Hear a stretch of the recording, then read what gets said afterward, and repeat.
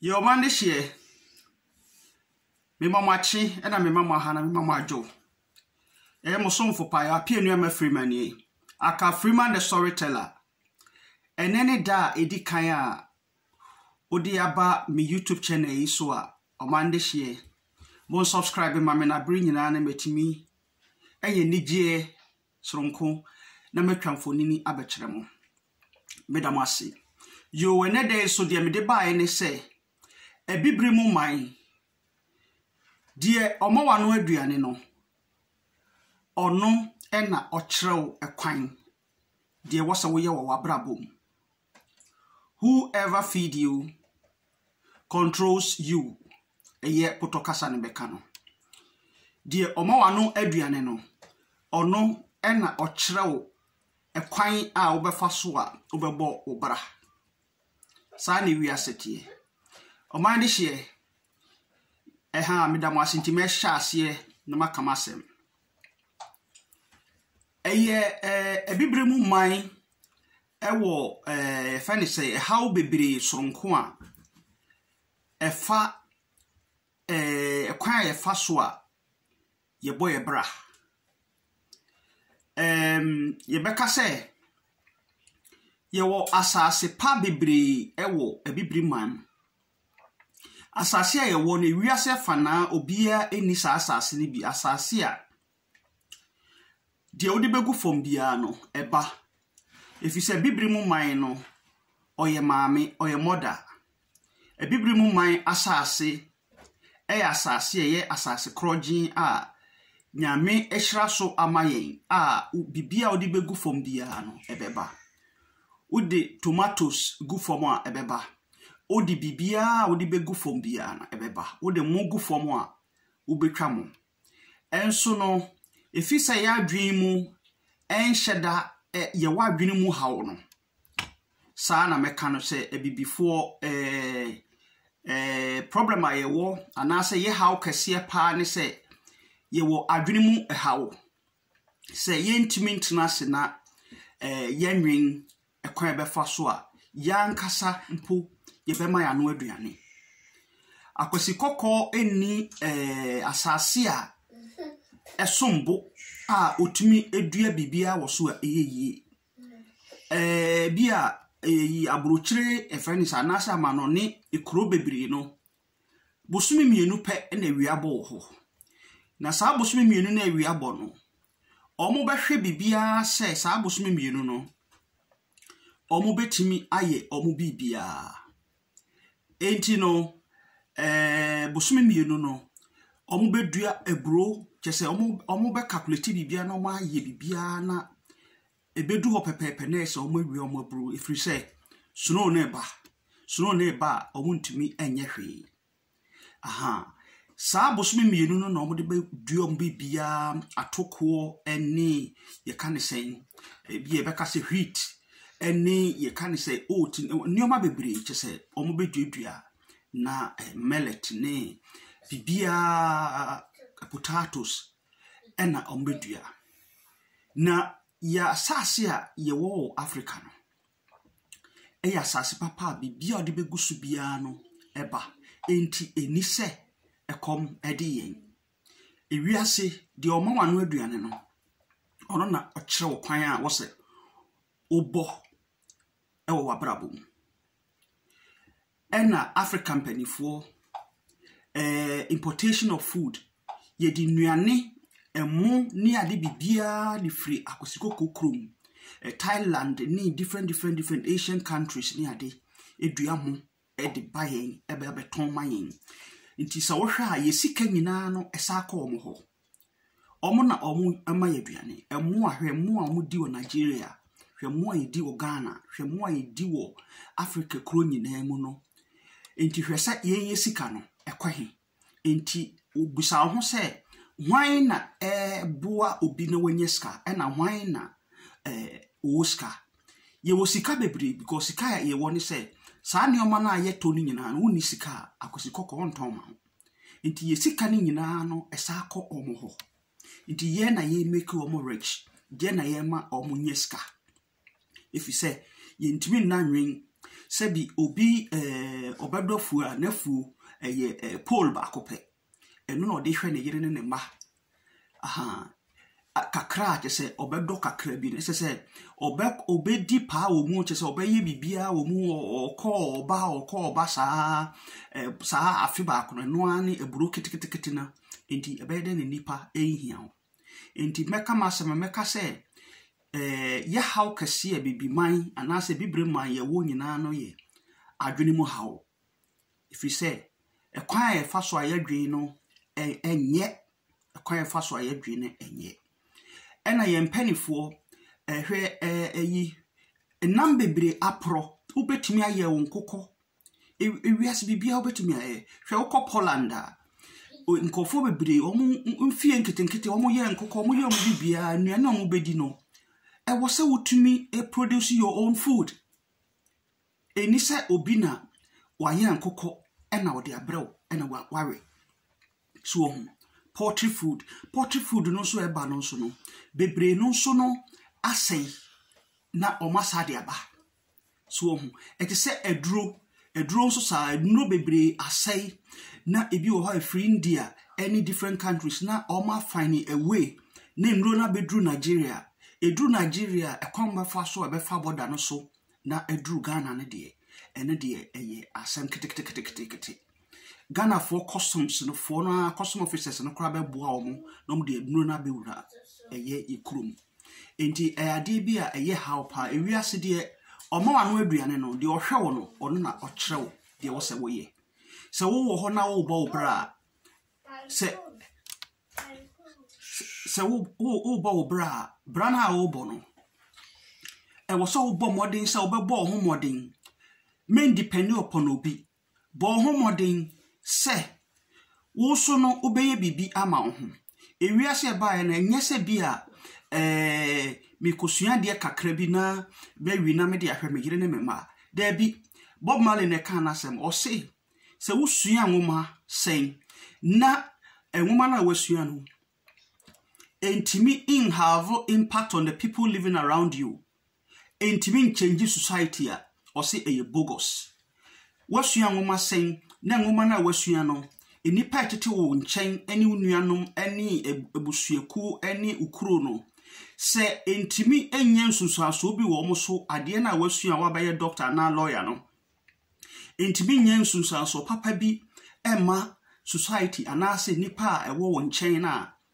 esesa adesua na wasua no emfaso bia amaso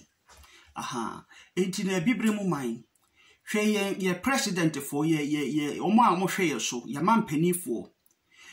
ya bobesia sa wo wiase besia nkwa na ya bossa ye ko China Africa fo nyina timi ma omo so ebibre mu my president fo nyina ma omo so omo ko China omo ko ede omo ko bobesia Angola ne besia wa bonko mpo ntimi ntua ena China nso bibia wo ho bia no omo baye bibia ma wa omo de omo nkofo na eba baye omo wia no omo de omo nkofo so abatena no ukọ Angola ne ade a omo sisi eye airport no mo sisi ni nyina no omo nkofo na omo de omo atena no efiri se omo ntimi ntua sa aka no the same thing Zambia kora de omo afa street names ni nyina Chinese name shops ni nyina Chinese writing ni ade nti ebibiri man nipa ohwe wo no ono na oyede ono na ochrewo de wo so ye wo wiase besia bebre so wo ye papa me no example so wo ye papa dese papa da bia wo bo besia papa onye papa ema oma aha na de akosikoko na asa brofo ma ye ne se da bia no omohwe yen enti no yenso yetrim ye da yen pese ye bibi ema ye ho so me ma example bio ewiase na hwese o ma ye ya tretre kura se no ya tretre kura se no se wo ho na se bia wo mponchi ana enwan na wa keji omo wo do magu keji na da bia wo ba na obeto aduane egu ha ma omo wo ba na obeto aduane egu ha ma omo ada obebie sa amoa no se omo nko no omo nko ubi omukra omonko sana abrofo omaye. They have conditioned our mind. Omamaye lazy. So ko African kronimu bia ye to mo ye de helicopter ne ade nam soro to mo eni nuane bebre ne tin food aduane egu nchansi mu a enye na ye to emo ne nioma egu nchansi mu no na Africa for no mo gusu na ntokwa no mo kon no mo sesa so if you say ewiase no say wadwen enye dwuma obi a na kirew ekwan a wose wo fa so a obo obra enti mo modern besia bebrebe a ya Africa for ya mampanifo abobo egu ho no amampanifo ni nyina dodo na no ye over 70 years enye omo na ombaba betua saa aka no eye abebunu na ewo ho no na ekiri ma no no ombaba betua saa aka no enti no saa besia na omo bo ni nyina no ewom so omo ye bibi kakra de enso no saa besia ni nyina abebunu no na baba betua aka bibiri man anase Africa anase Ghana obi a omo wano aduane no ono na ochrew sedi eko se omo ko mampanifo no a omo wa Africa no omo ko IMF eye International Monetary Fund baby a wiase afana nyina baby a ye kora yesika ana yesika sem ye hwe yesika so no omo ko ne so omo ko bobesia besia bia no condition wo ho besia bia no ensam wo ho a nhihye e wo ho enti omba kire wo se nhihye we ne ya pesa we yesika ye de ma wo no yesade we yesade ebia na wo no nyesa na wo pesa wo di se sika ne ye wo pesa wo di sika ne ya de foforo enso no omo ma wo nyesa bisa obi a okobo besia omo bisa wo sa conditions ne wo ho nti sa conditions wa anye sa condition na besia no kra ye mfa ma wo na se ye ma obi wo enti no nkakakra ebibire mu man ye wo no na yakati e quote according to our size ewiase bibia na ye nkakra na we grow se ne dey unam na se bia we 1 million hunkura na wan hwa ye mbehyehe wo sika no kura unhu de e wo so fa ye bibia no ye starting ketwa and ye grow up and ye nkakra so ye obi a yadwen mu ye wadwen mu hawo enti no da bia kosikoko ene bedua ti tomatoes Italy ewia kakra bia ebo no tumi dua tomatoes ebeton ma ebibiman e di good team mu beton ma ebibiman abra ye nkasa no ma hwe YouTube videos bebre utumi ti tomatoes no o ebi o ha Italy enipa ba miensa mo hye o mo dem ne yire ne ma na o mo hye o mo dem na o ma no tomatoes no ho na ben o mo wia no mo titi agu nchense no ma oton so wo so betimi a ade na bibifo ye ntimi nye efi se ya dwene mu how na ye wo ya dwene mu no eno na ema ye ho kwan enti obi a o ma wano aduane no ono na o kire se wo ye Africa omo ba no mo kwa abro kosikoko de o peso be ye wa Africa bia no otumi be ye fi se ono na o ma yesika yesi ye yesika ne de ayesi ye yesika hwe toilet KVIP me kai say satama because school Ghana KVIP ye wi ane atro sponsored by European Community ubo hu se bi ho ane ebobo ho bi ho ane esi signboard just a toilet kra no ye ntimi emfa yesika nye chise obi ayeden aboa yen ade a ye how pa kase so ho projects hospital ketua bi ebi aga na sika ni bi kra betimi abo ewurada mu eyi sika na ode ayesade no nyade a obeye onfa ni sika nyesade no ode ni sika bekwa koto dan wo aburuchiri ode ni sika betoto edan ewo Dubai ni ade hwe Ghana mampanifo bebiri o ma toto so much abra omu ama ehiafo no ebere omu fa ehiafo no ho enti ewiase no wote ho a ewo se woye bibi ma wo ho obi a ohwe wo no saa nipa no na kirew de wo se woye ewo wabrabo obi a ohwe wo no enti da bia omu dua tomatoes wo Italy ni Spain na ye de abrayen